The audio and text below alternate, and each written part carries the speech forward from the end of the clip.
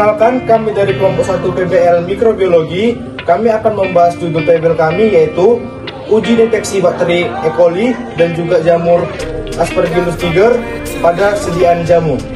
Perkenalkan, nama saya Clinton Lantoto Narusimbolon dengan NIM 221501126. Nama saya Hanifah Sabrina dengan NIM 221501126. Nama saya Indira Ramadhani Sultan dengan NIM 22150140. Nama saya Nadia Sririzky dengan NIM 221011148. Saya Saskia Asifah Nasution dengan NIM 221501163.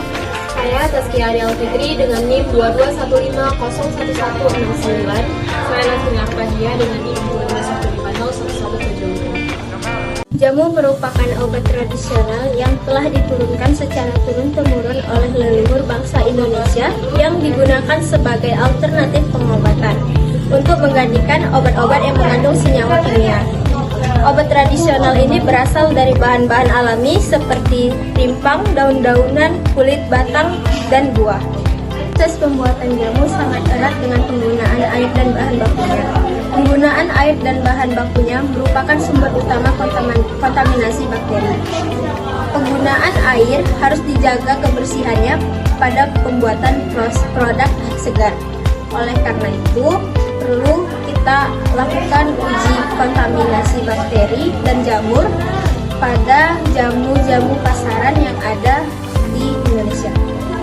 E. coli merupakan bakteri flora yang sering dijumpai pada usus manusia. Dia bersifat unik karena dapat menyebabkan infeksi primer seperti diare.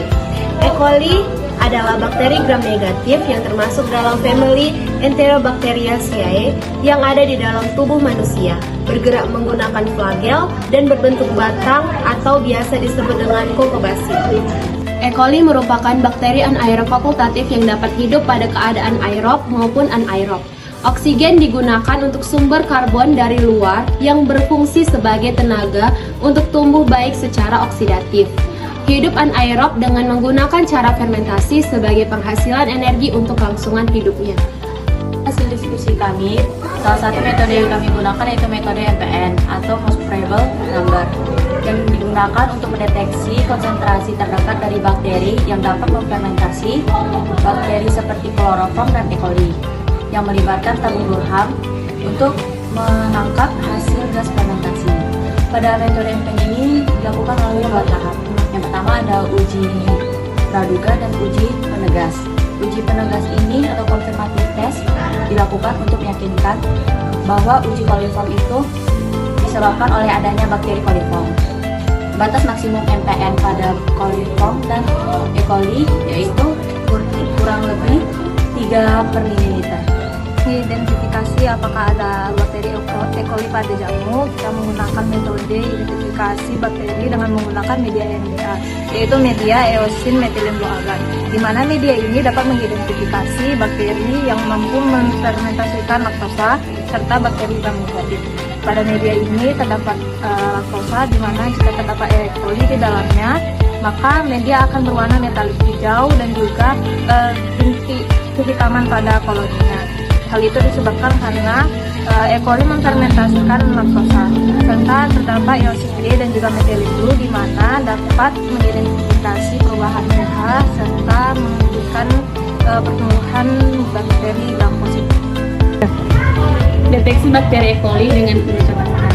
Pewarnaan gram merupakan pewarnaan yang sangat umum dalam bidang bakteriologi. Dalam pewarnaan gram, kelompok bakteri dibedakan dalam 2 bagian, yaitu pewarnaan gram positif dan pewarnaan gram negatif. Teknik pada pewarnaan ini terlebih dahulu pada mikroorganisme, yaitu dengan gram kristal violet. Selanjutnya difiksasi yang bertujuan untuk menguatkan pewarnaan dasar dengan gram iodin. Kemudian dilakukan penghapusan warna dasar dengan alkohol dan pewarnaan kembali dilakukan dengan pembanding yang berbeda. Semua ini bertujuan untuk mewarnai sel-sel yang telah hilang pada saat penghapus warna dengan menggunakan gram safranin. Aspergillus niger merupakan jamur berfilamen yang memiliki ciri-ciri yaitu koloni terdiri dari dasar putih atau kuning kompak yang diliputi oleh lapisan padat berwarna coklat gelap sampai hitam. Kehadiran Aspergillus niger dapat membahayakan konsumen karena jenis kapang ini dapat menghasilkan mikotoksin, aflatoksin. Gangguan hati, ginjal, dan saraf dihasilkan oleh mikotoksin. Aspergillus niger juga dapat menghasilkan aflatoksin, okratoksin A. Kali ini saya akan menjelaskan tentang deteksi jamur Aspergillus niger dengan metode AKK, angka kapang khamir, di mana perhitungan AKK ini menggunakan cara yang sama dengan perhitungan ALT, yaitu diawali dengan homogenasi sampel jamu lalu dibuat pengenceran sampai pengenceran 10⁻⁴. Kemudian ditumbuhkan pada media PDA yaitu potato destruct agar pada secara tuang. Lalu kontrol negatif juga dibuat pada 2 cawan yang berbeda, di mana satu cawan hanya berisi media PDA dan satu cawan lagi berisi media PDA yang telah dicampurkan oleh 0,1 mili larutan pengencer atau aqueous steril. Lalu masing-masing cawan pada sampel dan kontrol negatif ini dibuat secara triplo dan diinkubasi selama 5 hari pada suhu ruang.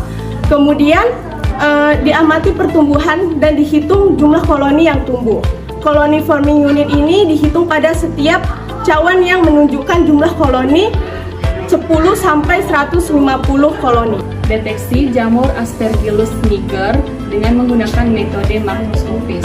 Pada metode ini dilakukan dengan biarkan diamati dengan pertumbuhan koloni jamur secara mikroskopis, yaitu dengan melihat bentuk, warna, permukaan bawah, dan tepi dari koloni. Deteksi jamur Aspergillus niger dengan metode mikroskopis, yaitu dilakukan dengan menggunakan mikroskop yang meliputi Conodia, Conidiator, Fascicle, Metula, dan Vialik.